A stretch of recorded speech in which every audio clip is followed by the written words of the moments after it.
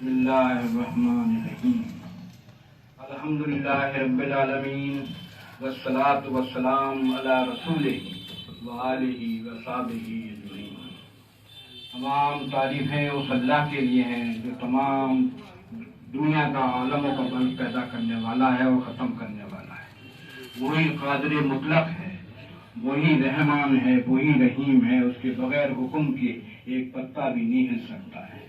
انسان جو کچھ سوچتا ہے، عمل کرتا ہے، یہ اختیار اللہ کا دیا ہوا ہے، لیکن اس پر آخری مہر اللہ کی لگتی ہے۔ آدمی جو سوچتا ہے اکثر ویسا نہیں ہوتا ہے۔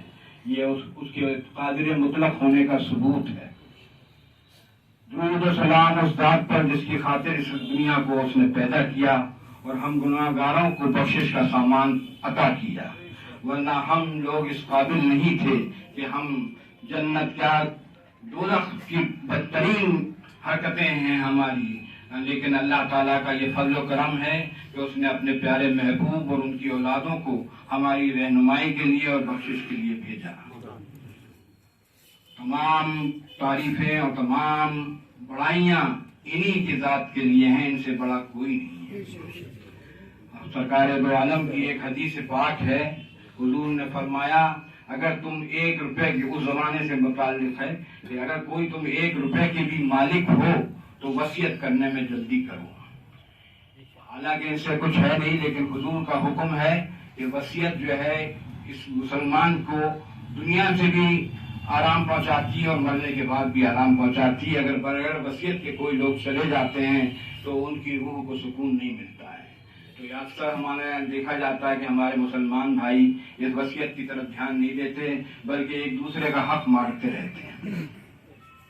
اللہ تعالیٰ نے جب تمام روحوں کو پیدا فرمایا تو اس نے حکم دیا کہ تم میری عبادت کرو اور میرے ہی، جب میں تمہیں دنیا میں بھیجوں تو میری عبادت کرنا۔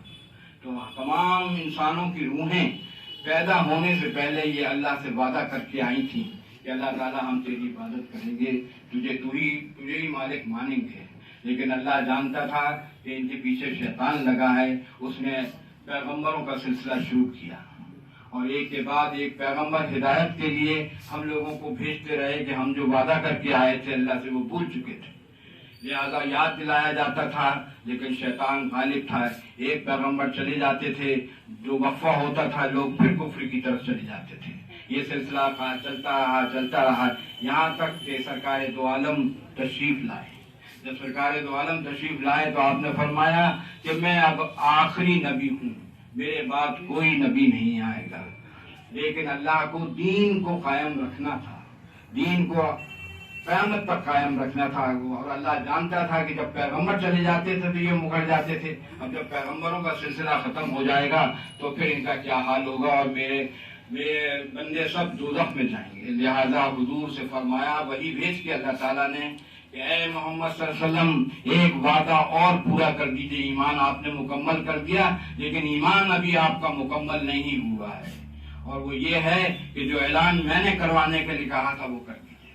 حضور نے آخری حج سے واپسی میں مقام غدیر پر لوگوں کو ٹھہرایا اور فرمایا کہ جو پیچھے آ رہے ہیں ان کا انتظار کرو، جو آگے چلے گئے ہیں ان کو بلا لو، اور یہاں پہ اپنی اونٹوں کا ایک ممبر بنوایا، اور ممبر بنوا کر آپ نے فرمایا کہ اے لوگوں، جو مجھے اپنا مالک اور آقا سمجھتا ہے وہ اب حضرت علی کا ہاتھ لے کے فرمایا وہ ان کو آقا سمجھو، ان کو مولا سمجھو، کیونکہ نبوت اب ختم ہو رہی ہے اور امامت شروع ہو رہی ہے۔ یہ غلط فہمی لوگوں میں ہے کہ یہ 12 امام شیعوں کے ہیں، شیعوں سے کوئی مطلب نہیں ہے، امام ہمارے ہیں، ہم امام کے ہیں، امام ہمارے۔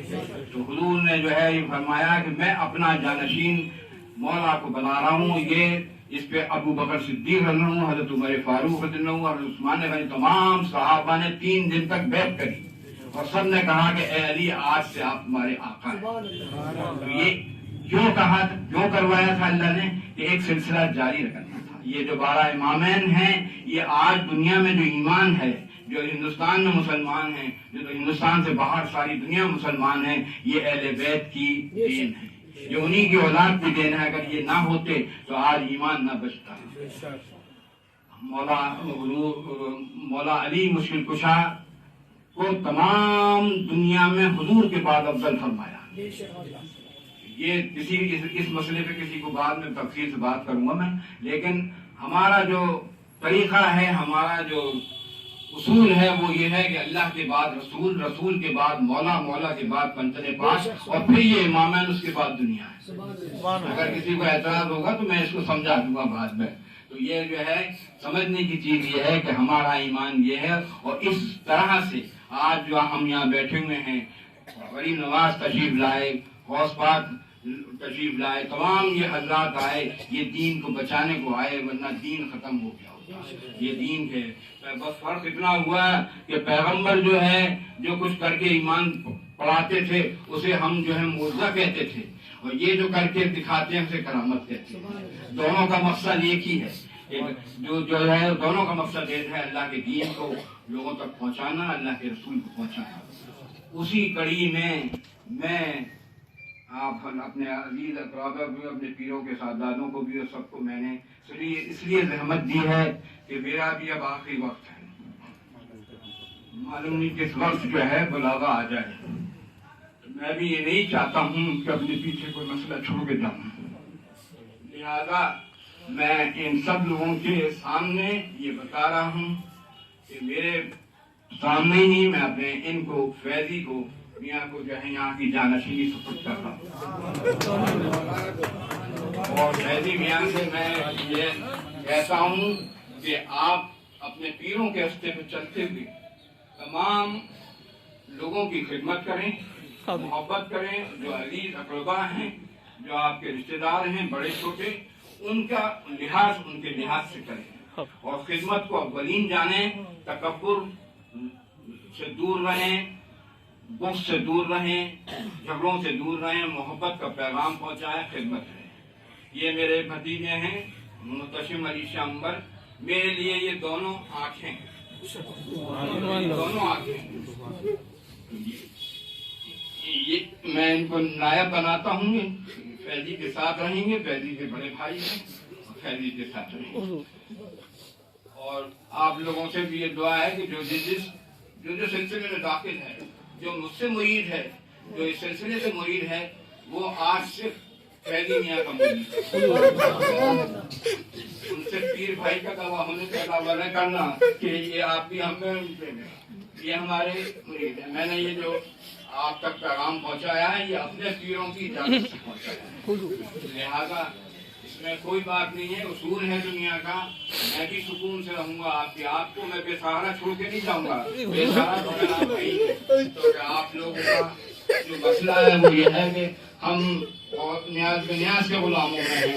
ہم حضرت عبداللہ بغدادی کے بیانوں میں، ہم مولانا مشنا سید احمد علی شاہ صاحب کے بیانوں کے غلاموں میں ہیں. یہاں جب ذکر قطب مدنی رحمت اللہ علیہ مدینے سے بحکم رسول چند لوگوں کے ساتھ ہندوستان تشریف لائے، اور وہ جہانگیر بادشاہ کا زمانہ تھا.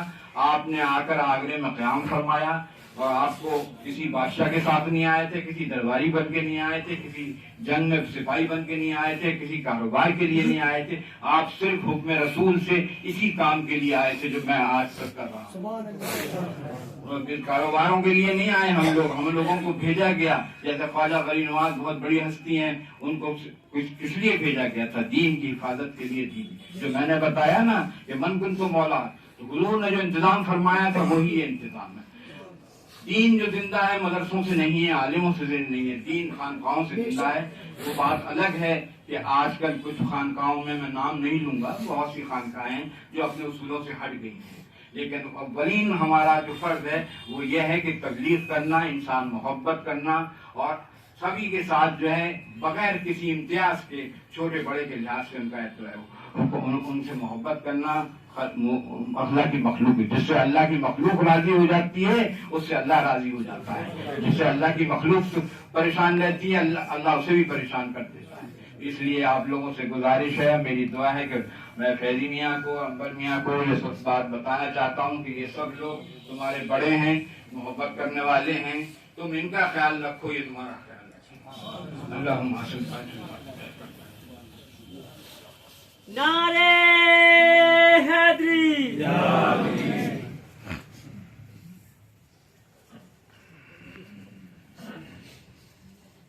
दिया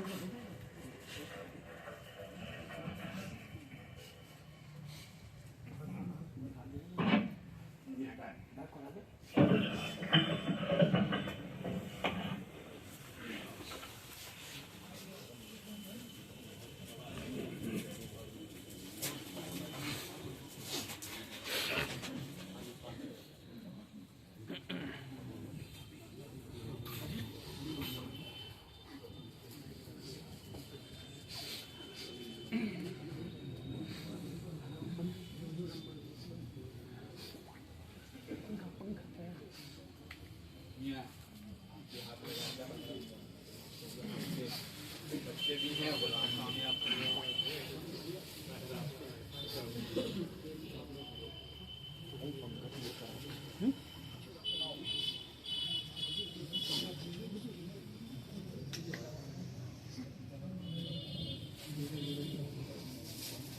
बनवा लिया ना, ठीक से मुझे बांधना नहीं आता है।